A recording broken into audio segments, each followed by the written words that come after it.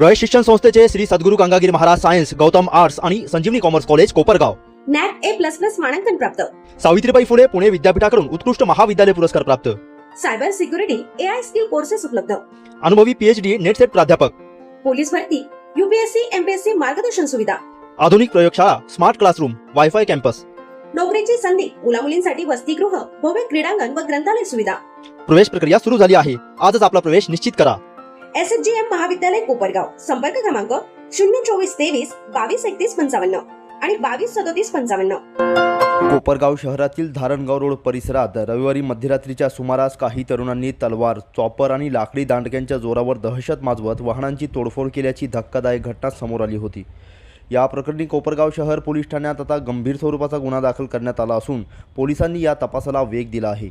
पोलिसांकडून मिळालेल्या माहितीनुसार फिर्यादी साहिल उमर कुरेशी, वय 22 वर्ष, राहणार सुभाषनगर कोपरगाव याने दिलेल्या फिर्यादीवरून वैभव कुराडे भुऱ्या पूर्ण नाव माहीत नाही, अरबाज पूर्ण नाव माहीत नाही, राहुल चवणके राहणार गांधीनगर कोपरगाव तसेच इतर 4 ते 5 अनोळखी व्यक्तींविरुद्ध गुन्हा दाखल करण्यात आला आहे. घटना 8 जून रोजी रात्री 12:30 वाजण्याच्या सुमारास घडली. तक्रारीनुसार आरोपींनी बेकायदेशीर जमाव करून फिर्यादीस लाकडी दांडे, चॉपर तसेच लाथाबुक्क्यांनी मारहाण केली. यावेळी शिवेगाळ व दमदाटी करत हातात तलवार घेऊन परिसरात दहशतीचे वातावरण निर्माण करण्यात आले. याचवेळी गल्लीत उभ्या असलेल्या अनेक वाहनांच्या काचा फोडून नुकसान करण्यात आले असल्याचेही फिर्यादीने नमूद केले आहे. या हल्ल्यात साहिल कुरेशी जखमी झाला असून त्याच्यावर ग्रामीण रुग्णालय कोपरगाव येथे उपचार सुरू होते. या प्रकरणी गुन्हा रजिस्टर नंबर 306/26 अन्वये भारतीय न्याय संहितेच्या विविध कलमांसह आर्म ॲक्ट 425 प्रमाणे गुन्हा दाखल करण्यात आला आहे.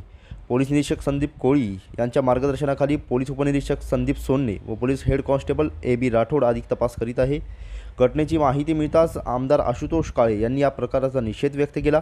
शहरातील कायदा व सुव्यवस्था अबाधित ठेवण्यासाठी पोलिसांनी आवश्यक ती खबरदारी घ्यावी तसेच दहशत माजवणाऱ्या आरोपींना तातडीने अटक करण्याच्या सूचना त्यांनी प्रशासनाला दिल्या आहे. दरम्यान ज्या टपरीवरून वादाची ठिणगी पडल्याची चर्चा आहे तेथे कायद्याने बंदी असलेल्या माव्याची विक्री होत असल्याची माहिती समोर येत आहे.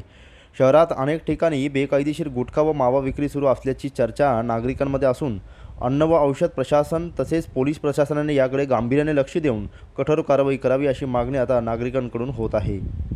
प्रतिनिधी मोबिन खान, माय न्यूज, कोपरगाव.